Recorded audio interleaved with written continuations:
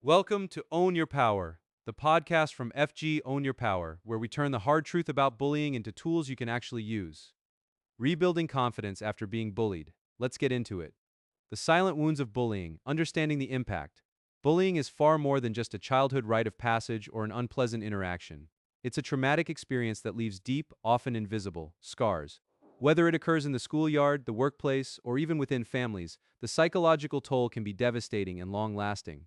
According to the CDC Youth Risk Behavior Survey 2023, a staggering 1 in 5 high school students reported being bullied on school property, highlighting the pervasive nature of this issue among young people. However, bullying isn't confined to youth. The Workplace Bullying Institute 2024 reports that 30% of American workers have experienced workplace bullying, underscoring its prevalence across all age groups and environments. The impact of bullying extends far beyond the immediate incident. Victims often grapple with a profound erosion of self-esteem, trust issues, anxiety, and depression.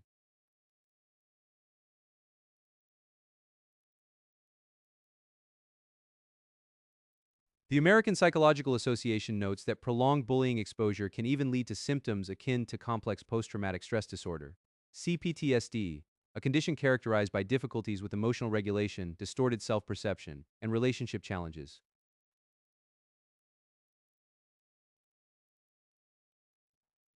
This isn't merely about feeling sad, it's about a fundamental shift in how one perceives themselves in the world around them.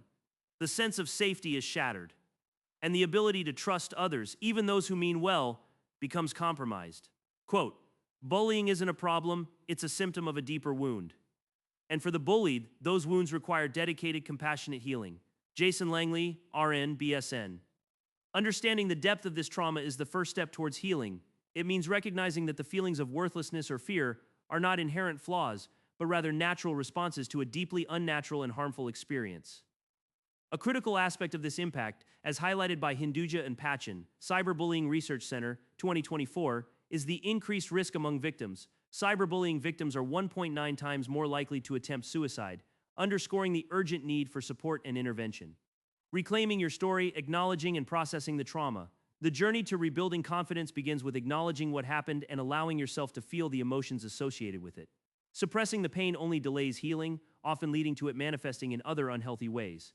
This process is not about dwelling in victimhood, but about recognizing the reality of your experience and validating your feelings. It's giving yourself permission to be angry, sad, scared, or even confused without judgment. This self-compassion is a cornerstone of recovery. One powerful step is to articulate your experience. This could involve journaling, talking to a trusted friend or family member, or seeking professional help. The act of putting words to your pain can help externalize it, making it feel less overwhelming and more manageable. For those who experience specific forms of abuse, such as gaslighting, which the Journal of Family Violence 2024 established in a clinical review as a distinct form of psychological abuse, understanding the manipulation is key to untangling its damaging effects on self-perception.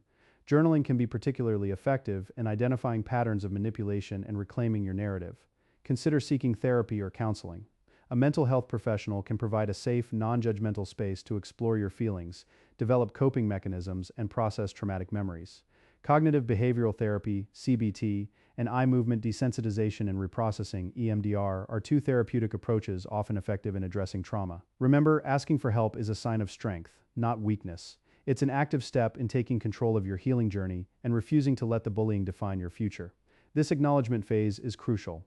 As the American Psychological Association suggests, addressing prolonged exposure with professional support helps mitigate long-term CPTSD symptoms. The power of self-compassion, nurturing your inner world. After experiencing bullying, it's common for self-worth to be severely damaged. The verbal attacks, social exclusion, or physical harm can internalize, leading to a critical inner voice that mirrors the bully's words. Counteracting this requires a deliberate practice of self-compassion. This isn't about ignoring your flaws, but about treating yourself with the same kindness and understanding you would offer a dear friend facing a similar struggle. It means acknowledging your suffering and responding to it with warmth and care. Practical exercises for self-compassion include mindful self-compassion. Take a moment to notice when you're struggling, acknowledge the pain, and place a hand over your heart, offering yourself kind and soothing words. Self-talk audit. Become aware of your internal dialogue. When you catch yourself being overly critical, pause and reframe the thought into something more neutral or self-supportive. Self-care rituals. Engage in activities that genuinely nourish you, whether it's reading, spending time in nature, pursuing a hobby, or simply resting. These aren't luxuries, they are essential for emotional repair. Reconnecting with your inherent worth is paramount. Bullying often tries to convince you that you are somehow deserving of mistreatment. This is a cruel falsehood that must be challenged. You possess intrinsic value and dignity, independent of anyone else's opinion or actions. That's it for this episode of Own Your Power. If this helped you, share it with someone who needs it and find 40 plus free tools to recognize, document, and stop bullying at fgownyourpower.com. You've got the power. We'll see you next time.